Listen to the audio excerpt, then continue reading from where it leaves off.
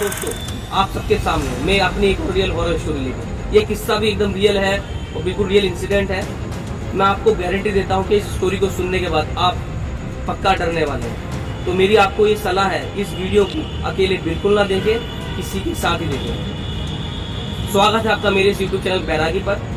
अगर आप सबको मेरी वीडियोस अच्छी लगती है तो चैनल को सब्सक्राइब करें, वीडियो को लाइक करें, वीडियो को अपने दोस्तों के साथ शेयर करना ना भूलें। तो चलिए आज की हम ये कहानी अपनी शुरू करते हैं। ये कहानी शुरू होती है आज से 4 से 5 साल पहले। मेरा एक दोस्त था, मैं उसका नाम डिस्क्लोज नहीं कर सकता आपके सामने।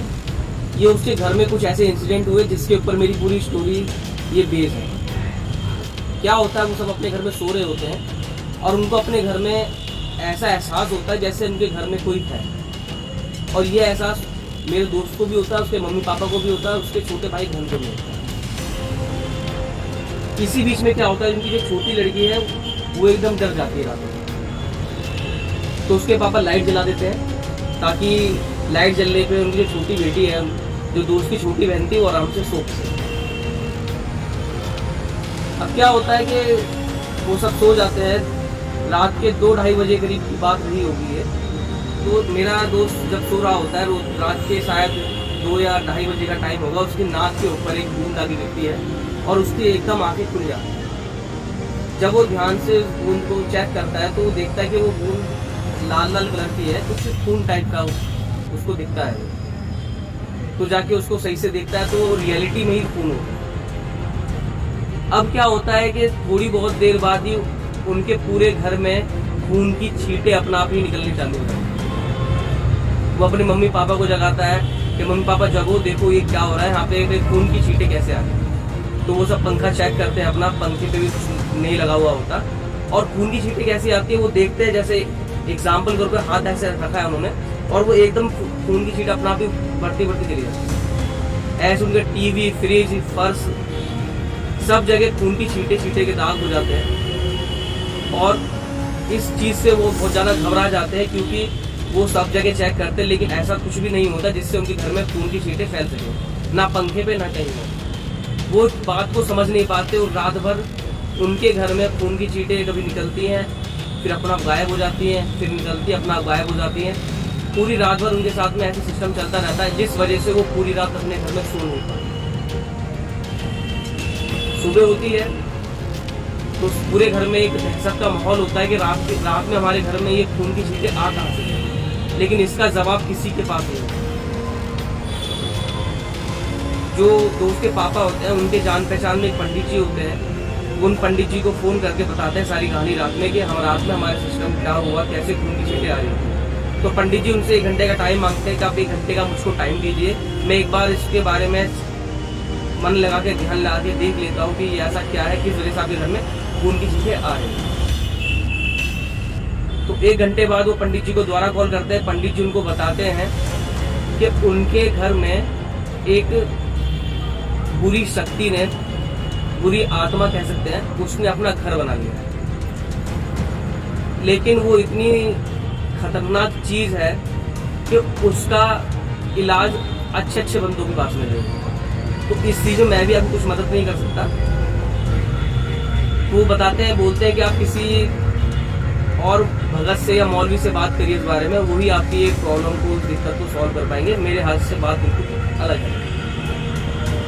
तो उसके जो घर वाले होते हैं दोस्त के, वो और भी ज़्यादा टेंशन में आ जाते हैं कि ऐसा क्या हो गया, ऐसी क्या चीज़ होगी जिससे, और ऐसी कौन सी शक्ति, बुरी शक्ति उनके घर में आके बस गई जिस वजह से उनके घर में आज ये चीज़ें हो रही हैं। इसी बीच में क्या होता है, उसकी मम्मी जो होती है वो अपने रूम में जाते हैं कुछ सामान लेने के लिए और वो बुरी तरह से चिल्लाने लग जाते हैं। उनको ऐसा लगता है जैसे उनको किसी ने हाथ पर उनके पकड़ लिया और उनका जो कलेजा होता है, छाती के ऊपर जो कलेजा होता है, जो ऐसा लगता है जैसे कोई उनका कलेजा उनके सीने से खींचने की कोशिश करता है। वो बुरी तरह से चिल्लाती हैं, आस पड़ोस के लोग बाग वापस इकट्ठे हो जाते हैं।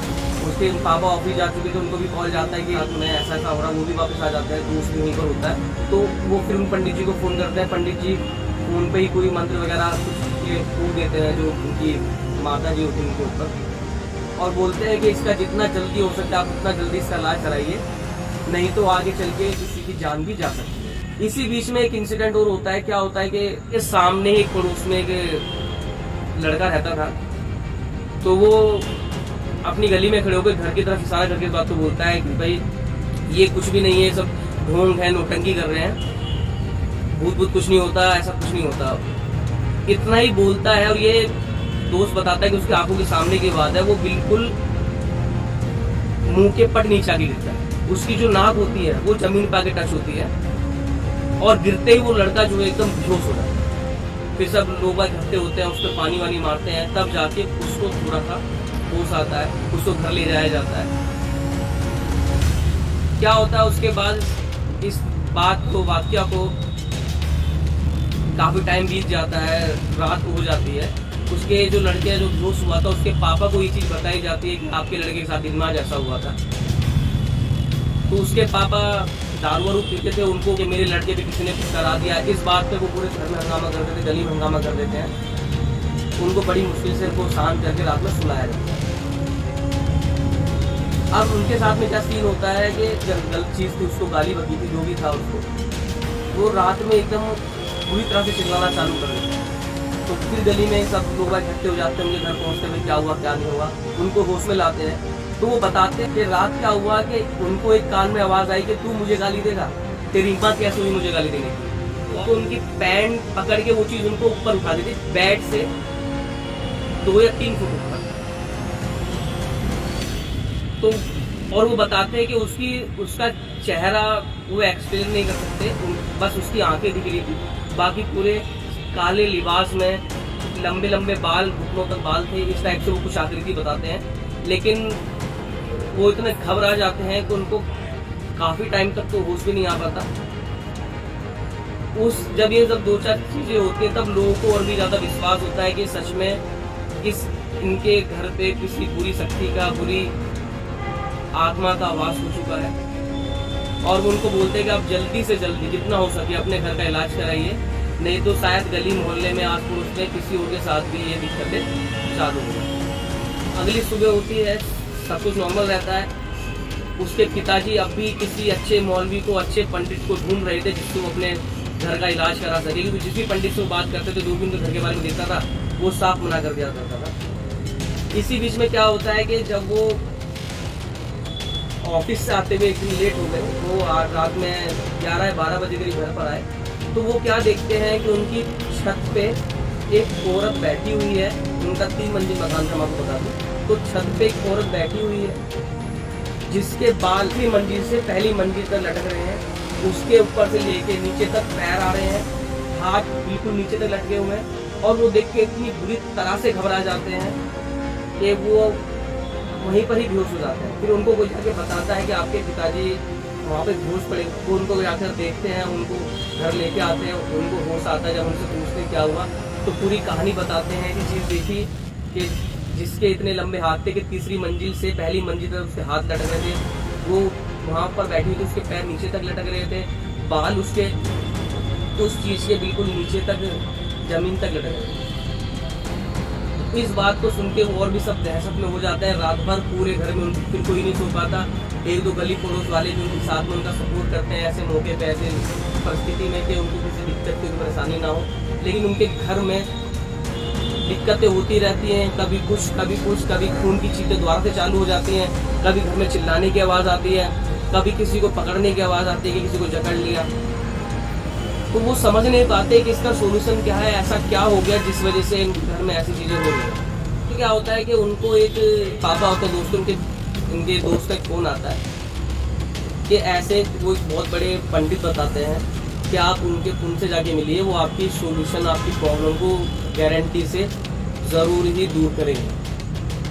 तो उनके जो पापा होते हैं पूरी फैमिली के साथ उनसे मिलने के लिए जाते हैं, उनको पूरी सारी प्रॉब्लम बताते हैं। वो उनसे 5 से 10 मिनट का टाइम मांगते हैं, थोड़ा ध्यान लगा के बैठते हैं। तब उनको बताते हैं कि उनके घर पे किसी ने मसानी छोड़ी।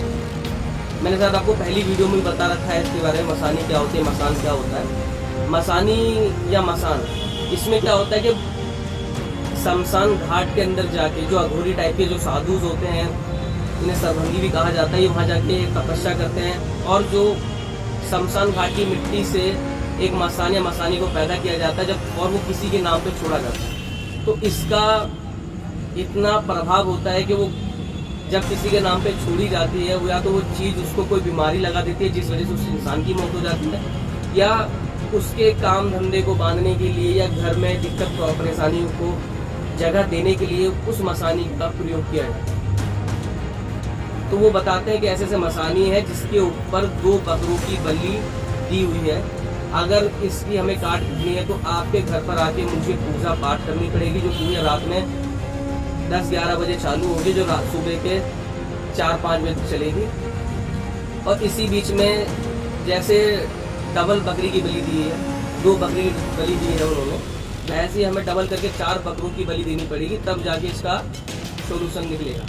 और वो ये भी बताते हैं अगर इसका जितना जल्दी, क्योंकि अभी टाइम है, म्याद है, इसका जितना जल्दी आप इलाज करा लेंगे उतना आपके लिए फ़ायदेमंद है। अगर आप इसका इलाज करा जितना देर करते जाएंगे तो ऐसे करते करते आप गारंटी से अपने घर में से किसी सदस्य को खो देंगे, क्योंकि पूरे घर पे आपके ये कराया। तो उनके पापा भी इस चीज़ को देख रहे थे, वो उनकी पंडित जी की बात मानते हैं, उनको बोलते हैं कि आपको जो भी करना, जैसा भी करना आप करिए, लेकिन कैसे भी करके इस प्रॉब्लम को ख़त्म करिए। और वो ये और पूछते हैं कि ये हमारे साथ किसने कराया, हमने तो कभी किसी का बुरा चाहा नहीं। तो पंडित जी इसी बात को बोलते हैं कि आपको नाम तो नहीं बता सकता, लेकिन जिसने भी आपका कराया है वो आपका बहुत बड़ा दुश्मन है, वो चाहता है कि आप बर्बाद हो जाए। तो नाम तो वो नहीं बताते, तो वो भी कहते कोई बात नहीं, नाम मत बताइए मेरे को, लेकिन मेरी इस परेशानी का, इस प्रॉब्लम का सोल्यूशन निकाल दो। तो पंडित जी आते, रात और पूजा पाठ चलती है उनके घर में। सुबह जाके उनको एक मटका देते हैं, मटके के अंदर कुछ जो सामग्री वगैरह होती है उसको कहते हैं कि इस मटके को लेके जाइए किसी नदी के पास, ज़मीन में जाके इसको गाड़ दीजिए, ताकि जो बुरी शक्तियाँ है, पूरा जो प्रभाव है वो सब इसी के अंदर चला जाए। ऐसे करके उपाय बताते हैं। और वही भी बोलते हैं कि जब आप ये मटका गाड़ेंगे तो पीछे मुड़ के बिल्कुल ना देखें, आपको कोई आवाज़ें भी आ सकती हैं, तो आप किसी भी आवाज़ को ध्यान ना दें, चुपचाप जाए, चुपचाप करके जाए। वो जाते हैं ज़मीन में, थोड़ा सा गड्ढा कुछ में मटका दबाते हैं। जब मटका दबा के वो आ रहे होते हैं तो वो बताते हैं कि उनकी पीछे आवाज़ आ रही होती है, उनकी बीवी उनको आवाज़ मार रही है। कभी ऐसा लगता है कि जो उनका बेटा है उनको आवाज़ लगा रहा है, लेकिन उनको जो पंडित जी थे उनकी बात आती है कि पीछे मुझे बिल्कुल नहीं देखना, वो बिल्कुल ध्यान नहीं देते, चुपचाप घर पर आ जाते हैं। तब जाके इस प्रॉब्लम का सोल्यूशन निकल के आता है और तब जाके इनकी ये प्रॉब्लम ख़त्म होती है। तो दोस्तों यही थी एक हॉरर रियल स्टोरी। आशा करता हूँ आप सबको अच्छी लगी हो। जैसे भी आपको लगी हो आप कमेंट सेक्शन में ज़रूर बताएं। आपके साथ भी अगर ऐसा कोई एक्सपीरियंस हुआ है तो अपना एक्सपीरियंस ज़रूर शेयर करें, और ऐसे ही बने रहें। मैं भी आपके सामने लाता रहूँगा ऐसी रियल और हॉरर किस्से। अब मैं लेता हूँ आपसे विदा। धन्यवाद।